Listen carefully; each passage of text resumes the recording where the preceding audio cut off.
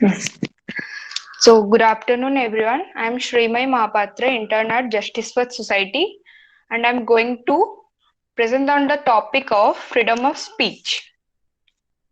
So, to start with my presentation, I would like to take the words of George Milton, who says that give me the liberty to know, to argue freely, and to utter according to conscience above all liberty. तो speech क्या है? Speech एक ऐसे माध्यम है जिसके through कोई भी व्यक्ति अपनी थॉट, सेंटिमेंट या फीलिंग्स को दूसरों तक पहुंचा सकता है। ये एक गॉड गिफ्ट है जो कि एक व्यक्ति को अपने बर्थ से ही मिल जाता है। तो अब आते हैं freedom of speech and expression क्या है। तो अब अगर जनरली बोले तो फ्रीडम ऑफ स्पीच का मतलब है free to speak and freedom of expression का मतलब है फ्री टू एक्सप्लेन।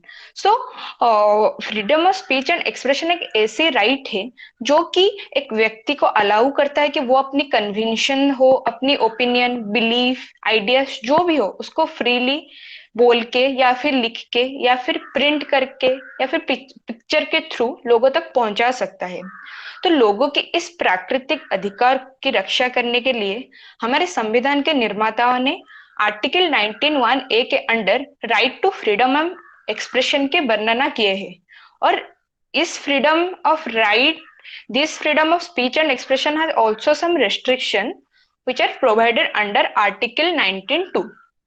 इसके अलावा इंटरनेशनल स्टैंडर्ड्स भी है जो कि freedom of speech and expression के बारे में बोलते हैं, जैसे कि UDHR, ICCPR, European convention protection of human rights and fundamental freedom and Asian human right declaration. And I will discuss about all in later. So now I'll discuss about the important features of freedom of speech and expression. क्या क्या characteristic है इस freedom of speech and expression की? ये जो right हमें article 19(1)(a) के under मिला है वो सिर्फ इंडिया के सिटीजन के लिए एप्लीकेबल है and not to any foreign citizen. Further it is not an absolute right, मतलब ये एक पूर्ण अधिकार नहीं है। इसके ऊपर कुछ रेस्ट्रिक्शंस है। अगर स्टेट को कभी लगे कि कोई भी अपने राइट को ऐसे इस्तेमाल कर रहा है कि वो सोशल सोशल नॉर्म्स को वायलेट कर रहा है या फिर पब्लिक पीस, पब्लिक ट्रैंक्विलिटी को डिस्टर्ब कर रहा है, तब वो उसके ऊपर रिस्ट्रिक्शन डाल सकते हैं। और फ्रीडम ऑफ स्पीच हमारे डेमोक्रेटिक सिस्टम का एक बेसिक एलिमेंट है जो कि सिटीजन को अलाउ करता है कि वो कोई भी सोशल प्रोसेस हो, पॉलिटिकल प्रोसेस हो, उसमें पार्टिसिपेट कर सकते, उसमें अपनी व्यू रख सके, अपने पक्ष रख सकते, विपक्ष में बोल सकते हैं या पक्ष में बोल सकते हैं। अगर गवर्नमेंट कोई भी ये पॉलिसीज लेट डाउन कर रहा है या फिर कोई भी इशू जो स्टेट से रिलेटेड है, तो लोगों को ये अधिकार दिया जाता है कि वो उसके ऊपर बहस करे, डिबेट करे या फिर प्रेस कॉन्फ्रेंस के अरेंजमेंट कर सके। तो इसका एम्बिट इतना बड़ा है कि तो freedom of speech not only include right to speak but also include right to read, right to listen, right to participate, and also right to communicate their ideas through print media, newspaper and magazine. And another right that confers upon the citizen, that is the citizens have power to raise their voice when their rights violates and get appropriate remedy and compensations. For example, past में women को vote देने के अधिकार नहीं था, वो vote नहीं दे पा रहे थे, लेकिन आज उनको वो अधिकार है, वो वोट दे सकते हैं। एंड ये कैसे हुआ? ये freedom of speech and expression के वजह से ही हुआ। फ्रीडम ऑफ स्पीच के चलते हुए उनको ये राइट मिला कि वो अपने खिलाफ हो रहे मतलब इनजस्टिस हो या इनइक्वालिटीज हो, उसके ऊपर अपनी वॉइस रेज कर सकते हैं और अपने राइट की डिमांड कर सकते हैं। So next I will discuss about what are the rights under freedom of speech and expression, like freedom of press, right to information, right to broadcast, right to remain silence, right to criticize, right to commercial speech. So ये सब rights आता है freedom of speech and expression के under. हमारे constitution में particularly in सब phrase के बारे में कोई भी कहीं पे भी वर्णित नहीं है।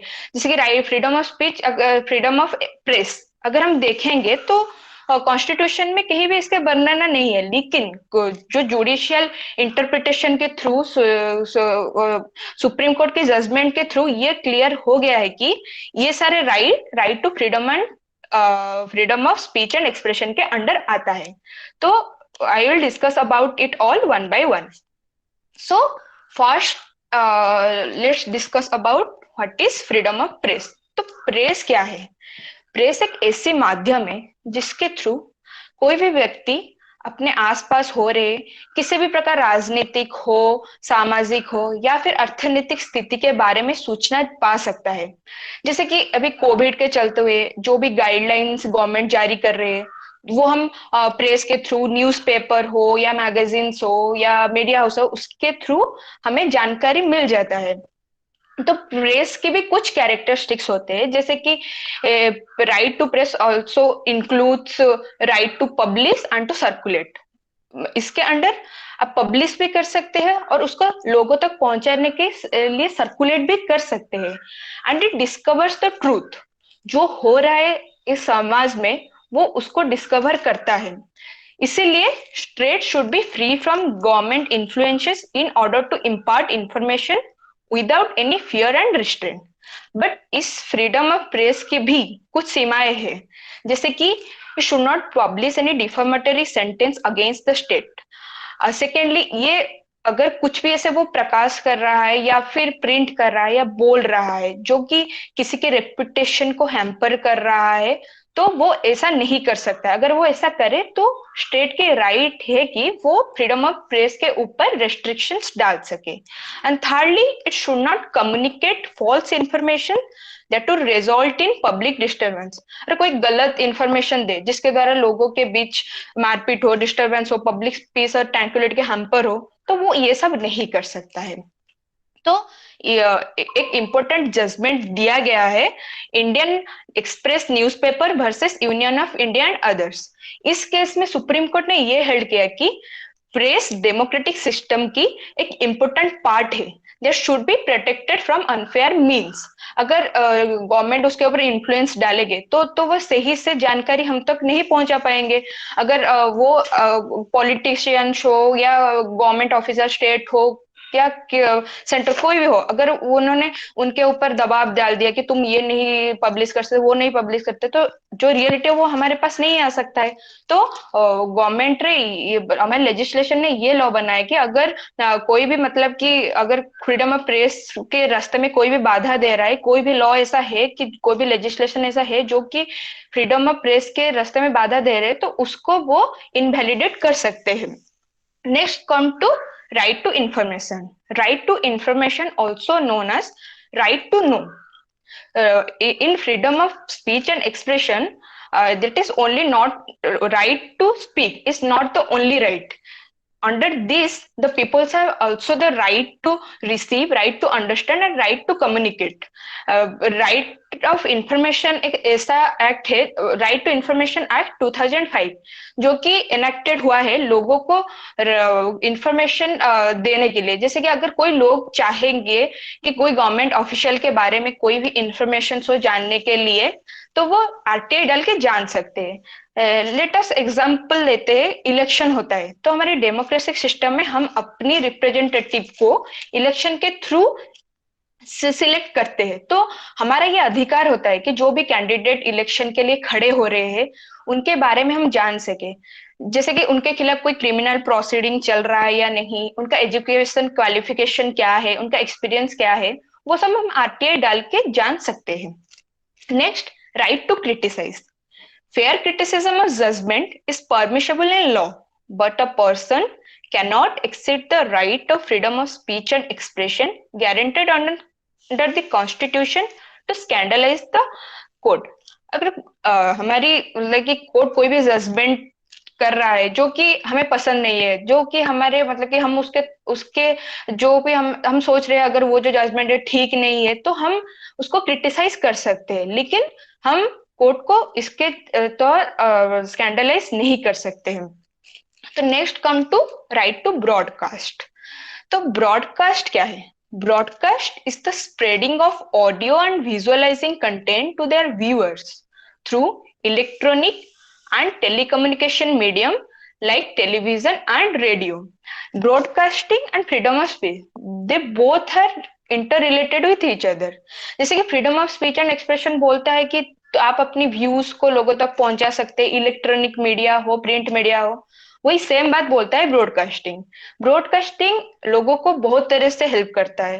जैसे कोई भी क्रिकेट प्रेमी हो तो वो क्रिकेट देख सकता है, कोई भी अगर बेनिफिशियल मेडिसिन आ रहा हो, डिस्कवर हुआ है, तो हम उसके बारे में भी ब्रॉडकास्टिंग के थ्रू जान सकते हैं। सुप्रीम कोर्ट एक जजमेंट दिया है एक केस में, जिसने उसने हेल्ड किया कि the right of the citizen to display films on state channels such as Doordarshan came under the purview of fundamental rights guaranteed under Article 19 of Indian Constitution. So next come to right not to speak or right to remain silent. Right to remain silent is a legal doctrine that protect individuals' interest by conferring on him the freedom to remain silent from any question answer. Article 23 of Indian constitution हर एक offence के हर एक accused को ये right देता है कि अगर उसके कोई भी क्वेश्चन आंसर पूछे गए, वो चाहे तो उसके बिना बताए चुप रह सकता है। कोई भी ऑफिसर्स या पुलिस ऑफिसर उसको कंपेल नहीं कर सकते कि वो अपने ही खिलाफ विटनेस हो जाए। इसके इसके अंडर एक इम्पोर्टेंट जजमेंट दिया गया है नेशनल एंथम केस में। इस केस में क्या हुआ था ना, तीनों बच्चों को स्कूल से निकाल दिया गया क्योंकि उन्होंने नेशनल एंथम को गाने के लिए मना कर दिया। बट जब वो गाना बैकग्राउंड में बज रहा था, वो तीनों चुपचाप अपने सीट से खड़े हो गए थे। फिर उन्होंने ये जो उनको निकाल दिया गया, वो एक्सपल्शन की वैलिडिटी को केरला हाईकोर्ट में जाके उसके वैलिडिटी को चैलेंज किए। तो केरला हाईकोर्ट ने ये डिसाइड किया कि ये हर एक सिटीजन की फंडामेंटल ड्यूटी है कि वो राष्ट्रीय गान को गाए। अगर कोई ऐसा नहीं कर रहा है तो अब वो हमारी कॉन्स्टिट्यूशन के वायलेट कर रहा है। और उसने ये हेल्ड किया कि the expulsion is valid because they did not obey the duty of that have conferred on the citizens of India. Further, the students appeal in Supreme Court, and the Supreme Court held that the student did not commit any offense, and if they are get expelled from their school, then that will lead to the violation of their right to remain silent. Next is right of commercial speech. Commercial speech and commercial advertisement वो freedom of speech and expression के under एक valid ground है। The citizen of India have the right to receive commercial speech and they also have the right to read and listen to the same. This protection is available to the speaker as well as the recipients. हमारे constitution right to commercial speech की भी right देता है, मगर अगर कोई भी commercial speech and advertisement के थ्रू कोई भी मिसलीडिंग कॉन्सेप्ट लोगों तक पहुंच रहा है और जो ट्रूथ नहीं है, अनट्रूथफुल चीजें दे रहा है, तो लोग उसके चलते हुए, मतलब कि ये नहीं कि अगर वो ऐसा कर रहा है तो उसको फ्रीडम है वो ऐसा करते रहे, ऐसा नहीं है। हमारे गवर्नमेंट उसके ऊपर रेस्ट्रिक्शन डाल सकते हैं। So next I will discuss about freedom of speech and expression under international standard. International standard के भी कुछ आर्टिकल्स है जो कि freedom of press, freedom of speech and expression के बारे में बोलते हैं। जैसे कि article 19 of UDHR proclaims that everyone has the right to freedom of opinion and expression. This right includes freedom to hold opinions without interference and to seek, receive, and impart information and ideas through any media and regardless of frontiers. Similarly, Article 19 of ICCPR speaks that everyone shall have the right of freedom of expression. This right shall include freedom to seek, receive, and impart information and ideas of all kind, regardless of frontiers, either orally, in writing, or in print, in form of art, or through any other media of his choice. And further, Asian Human Rights Declaration proclaims that every person has the right to freedom of opinion and expression, including freedom to hold opinions without interference and to seek, receive, and impart information, whether orally, in writing, or through any other medium of the person's choice.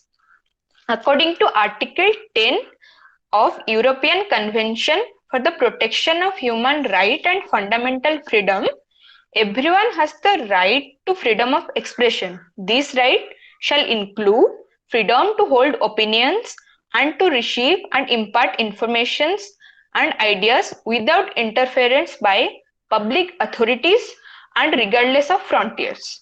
This article shall not prevent state from requiring the licensing of broadcasting, television and cinema entrepreneurs. So now I will discuss about what are the exceptions to freedom of speech and expression. जैसे कि मैं पहले बोल चुकी हूँ कि ये freedom of right and expression एक एब्सोल्यूट राइट नहीं है, मतलब कि पूर्ण अधिकार नहीं है, और जिसके कुछ रेस्ट्रिक्शंस भी है, कुछ जो कि अगर स्टेट ये सोचे कि ये रेस्ट्रिक्शन डालना जरूरी है ताकि पब्लिक पीस और सोशल नॉर्म्स की मेंटेनेंस हो सके, तो वो ये सब रेस्ट्रिक्शन डाल सकता है, जो कि हमारे कॉन्स्टिट्यूशन के आर्टिकल 19 क्लॉज 2 में दिया गया है. In this context there was a case that is Dharam Dutt versus union of India.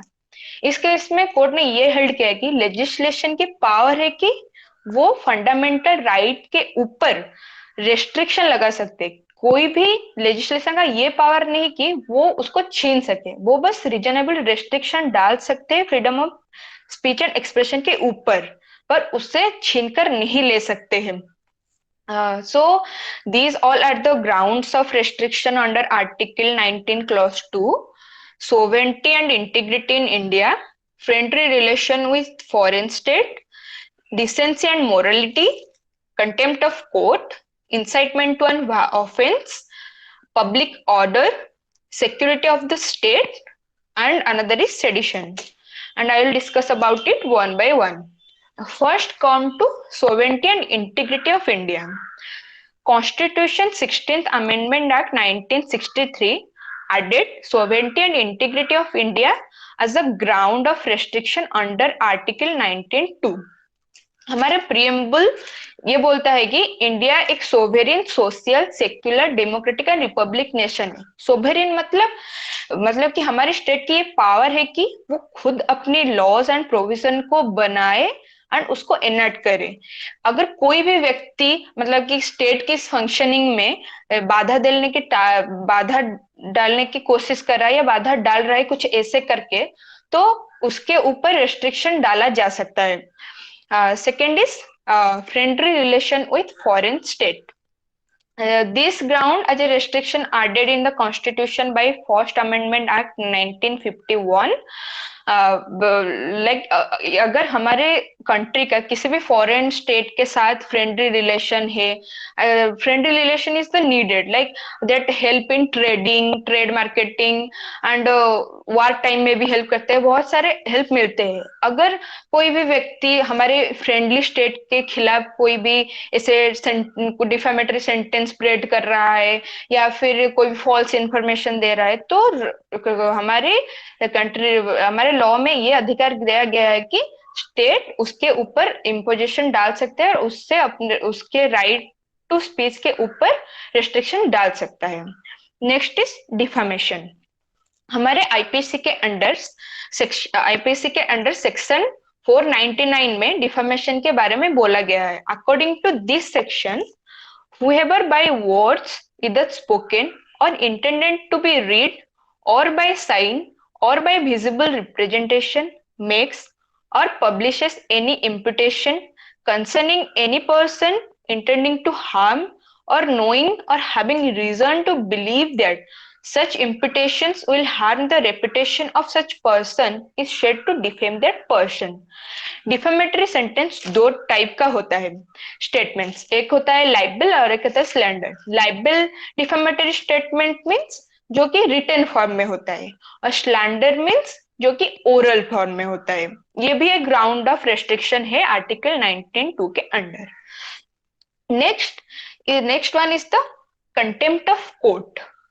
Section 2C of Contempt of Court Act 1971 defined criminal contempt as the publication of any matter or doing of any act which scandalize the authority of any court, interfere in any court proceeding, or obstruct administration of justice in any other manner.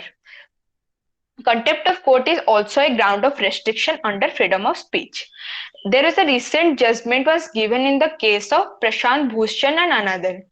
In this case, Prashant Bhushan is an advocate who has published two tweets. One is regarding the Chief Justice of India, S.A. Bobde, and the second one is about the role of the Supreme Court in destructing the democracy in the past 6 years.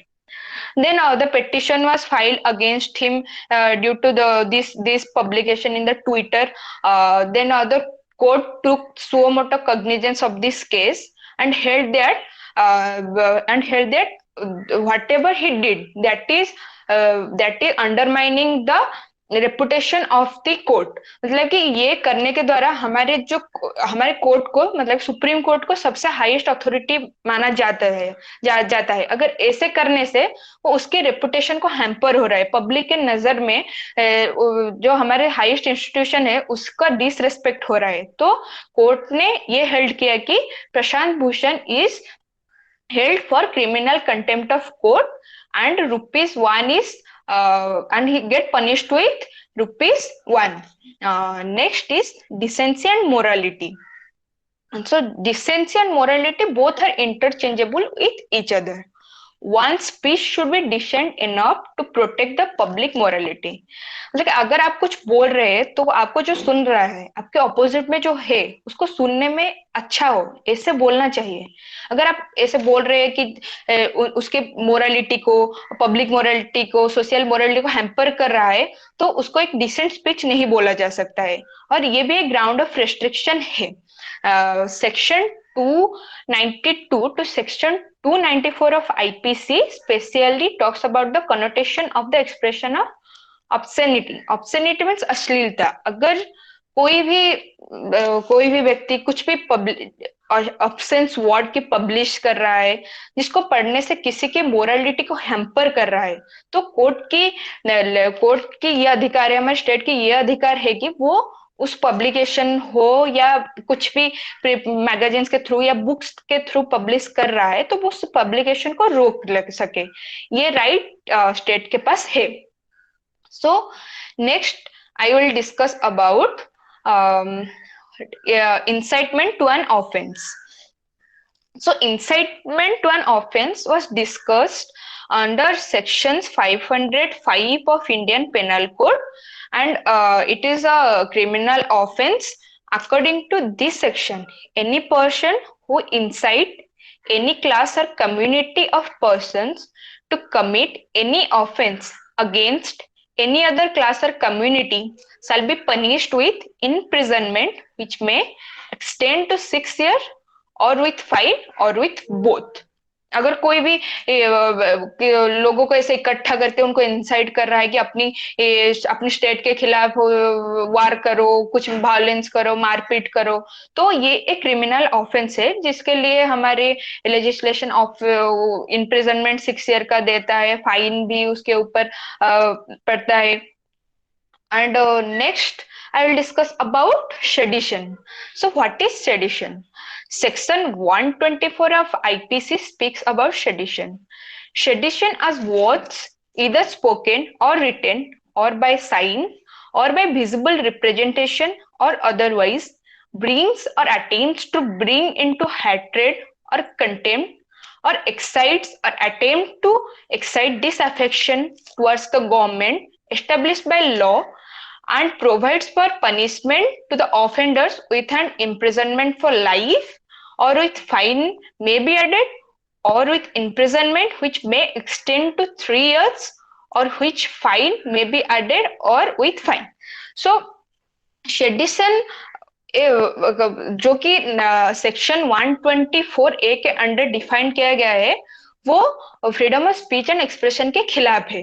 जैसे कि freedom of speech and expression में ये right देता है कि हम freely अपनी views को दे सके. अगर किसके प्रति हमारे अफेक्शन नहीं है, डिसअफेक्शन है, हम उसको बोल सके. लेकिन सेडिशन इसमें बाधा डालता है.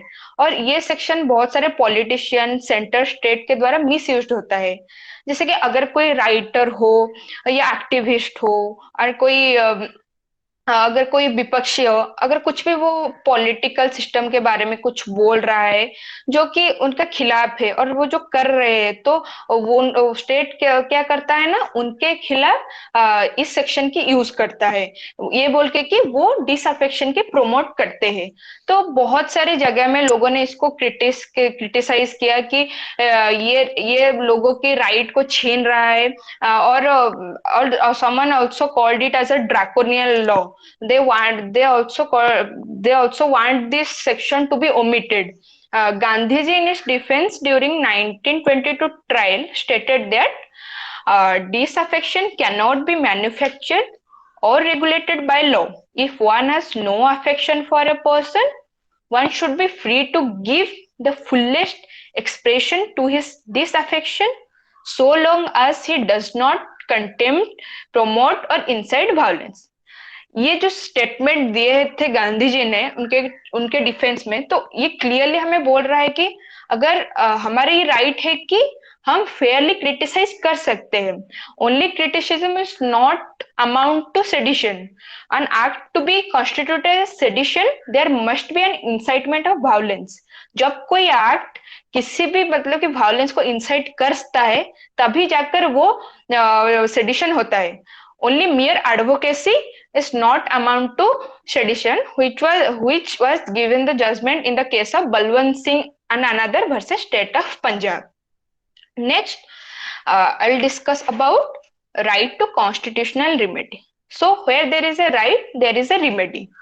ऐसा नहीं कि हमको हमारे कॉन्स्टिट्यूशन ने राइट दे दिया, लेकिन कोई भी ऐसे इल माइंडेड पर्सन सोसाइटी में है जो कि जबरदस्ती लोगों की राइट को छीन लेते हैं, कि उनके ऊपर रेस्ट्रिक्शन देते हैं, फोर्सफुली उन्हें बोलने को बोलते हैं, फोर्सफुली उनके राइट टू स्पीच में बाधा डालते हैं। तो हमारे कॉन्स्टिट्यूशन ने और भी राइट्स दिए हैं जिसके द्वारा अगर उनके फंडामेंटल राइट्स के वायोलेट हो रहा है, तो वो डायरेक्टली आर्टिकल 32 के अंडर सुप्रीम कोर्ट को अप्रोच कर सकते हैं, या फिर आर्टिकल 226 के अंडर हाई कोर्ट को अप्रोच कर सकता है।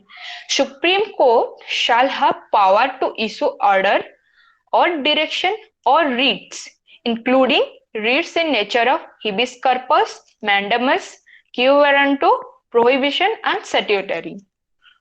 Rights guaranteed by this article cannot be suspended except as otherwise provided by law. जिसकी नेशनल इमरजेंसी टाइम हुआ तब स्टेट की ये राइट है कि वो सारे फंडामेंटल राइट को सस्पेंड कर दे। So now I will discuss about an important amendment that is made in Kerala Police Act, which is against this freedom of right and expression. The amendment of Kerala Police Act inserted new provision 118A. According to this provision, anyone who publishes anything that is abusing, humiliating, or threatening of a person or a class of person, knowing it to be false, and that causes injury to the mind, reputation, or property of such person or class of person is convicted under this section. ये punishment three years का imprisonment देता है and fine up to 10,000 rupees का, अगर कोई भी ऐसा कर रहा है, पब्लिश कर रहा है, अब्यूजिंग एंड ह्यूमिलेटिंग, थ्रेटनिंग, जो लोगों को थ्रेटन कर सके इसका पब्लिश कर रहा है, तो उसको 3 साल की इम्प्रिजनमेंट होता है और 10,000 तक की फाइन देना पड़ता है। मगर ये जो सेक्शन है वो बहुत सारे ऐसे फ्रेजेस ऐड किया है जो कि लॉ में कहीं पर भी डिफाइंड नहीं है, जैसे कि इंजुरी टू द माइंड। तो what constitute injury to the mind, मतलब कि ऐसे क्या होने से माइंड को इंजुरी होता है, वो तो लॉ में कहीं पर भी डिफाइंड नहीं किया गया है। और ये एक इस एक्ट के अंडर ये जो सेक्शन है वो एक cognizable and non bailable offence है, मतलब कि इसमें बेल नहीं दिया जा सकता है।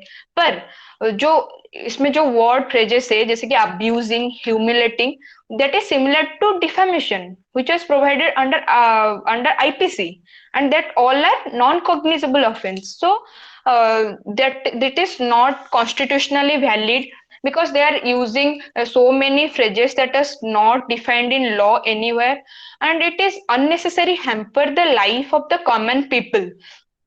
कुछ भी कर लो, इस सेक्शन के अंडर जाके उनके अगेंस्ट केस दे देते हैं कि ह्यूमिलेटिंग हुआ, अब्यूजिंग हुआ। और इसलिए ये कॉन्स्टिट्यूशन के आर्टिकल 19(1)(a) के अगेंस्ट है। एंड बहुत लोगों ने इसको चैलेंज किया कि ये जो अमेंडमेंट है वो ठीक नहीं है, ये सेक्शन को हटा देने के लिए बहुत सारे पिटिशंस भी फाइल्ड हुए हैं।